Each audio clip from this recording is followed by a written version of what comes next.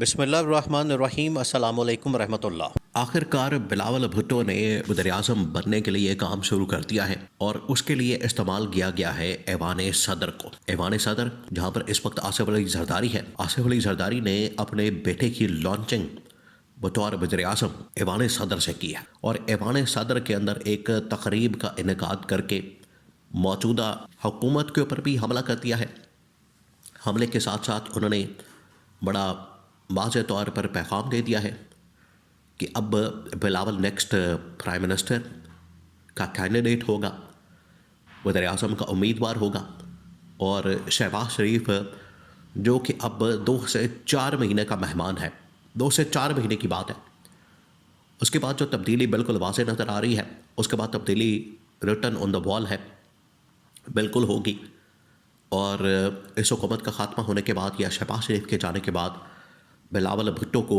وزیر اعظم بنا دیا جائے گا۔ اب اس موقع پر جب یہ تقریب ہوئی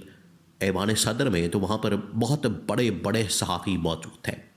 وہاں پر پیپلز پارٹی کے لوگ، وہاں پر وکلاء، اس کے علاوہ بڑے بڑے انٹلیکچوئلز، اور صحافیوں میں حامد میر بھی شامل تھے۔ اور انہوں نے تقریب کے اختتام کے اوپر جب کویسچن آنسر کا سیشن ہوا، سوال و جواب کا، تو اس میں حامد میر نے پھر یہ سوال کیا پاکستان کے موجودہ بحران کے متعلق، حالات کے متعلق، اور عمران خان کی رہائی کے متعلق، جس کے اوپر جو بلاول کا جواب تھا اس نے وہاں پر لوگوں کو حیران کر دیا کہ بلاول یہ اس قسم کی سوچ رکھتا ہے کہ آتے ساتھ ہی سب سے پہلا جو میں کام کروں گا وہ عمران خان کے متعلق فیصلہ ہوگا۔ اب سین کیا؟ اب آپ نے پہلے سین پورا سمجھنا ہے، پھر اس کے بعد آپ کو سمجھ آئے گی کہ اصل میں یہ جو ایک تقریب رکھی گئی ایوان صدر کے اندر، اس کا مقصد کیا تھا، اس سے گورنمنٹ کو، حکومت کو، اسٹیبلشمنٹ کو پیغام کیا دیا گیا ہے، اور اسے کیا اچیو کیا جا سکتا ہے۔ اب آپ نے یہ پورا منظر سمجھنا ہے، سین سمجھنا ہے۔ ہوا یہ ہے کہ ایوان صدر کے اندر بلاول بھٹو کی جانب سے ایک پریزنٹیشن کا اہتمام کیا گیا، اور موجودہ حکومت کی پچھلے 3 سے 4 سال کی کارکردگی کا پول کھولا گیا،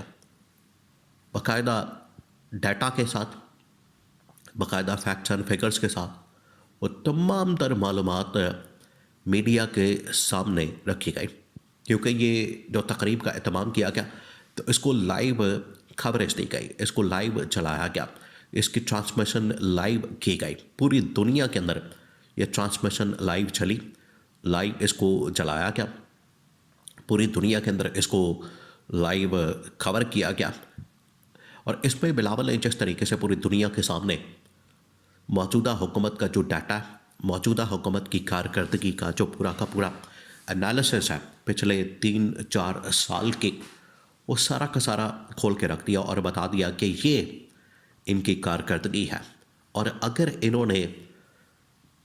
بلاول نے کہا کہ ابھی بھی بہت ساری اسپیس موجود ہے، بہتری کی بے تحاشا گنجائش موجود ہے، اور اگر یہ نہیں کرتے تو پھر کسی اور کو آ کے کرنا پڑے گا، یا پھر کسی اور کے لیے جگہ خالی کریں۔ تو یہ اصل میں پیپلز پارٹی کو کہا جا رہا تھا کہ پیپلز پارٹی تیار ہے، اس کے لیے راستہ بنایا جائے، اس کے لیے راستہ ہموار کیا جائے۔ دیکھیں اب اس کے اندر 2 بڑے اہم ترین پوائنٹ۔ نمبر 1، جو حکومت کی اکنامک پرفارمنس ہے، حکومت کی جو معاشی کارکردگی ہے، اس کے متعلق اسٹیبلشمنٹ کی جانب سے بھی بار بار ان کو کہا جا رہا ہے، آگاہ کیا جا رہا ہے، SIFC کے سربراہ نے بھی ان کو آگاہ کیا، اور بڑے بڑے جرنیلوں کی جانب سے، خاص طور پر ابھی چند دن پہلے، ابھی کوئی زیادہ عرصہ نہیں گزرا، جب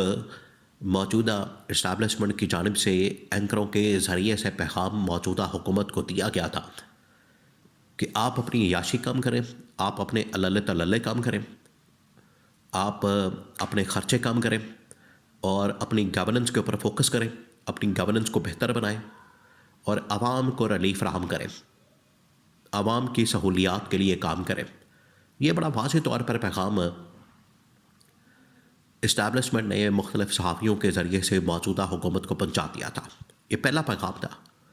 یہ جب نوٹیفیکیشن ہو گیا فیلڈ مارشل کا CDF کے طور پر ان کو 5 سال کی ایکسٹینشن مل گئی، یہ جب پورا معاملہ سامنے آیا تو اس کے بعد یہ پیغام اسٹیبلشمنٹ نے موجودہ حکومت کو دے دیا، اور پہلے بھی کہا جا رہا تھا۔ آپ ذرا امیجن کریں، صورتحال یہ بنی کہ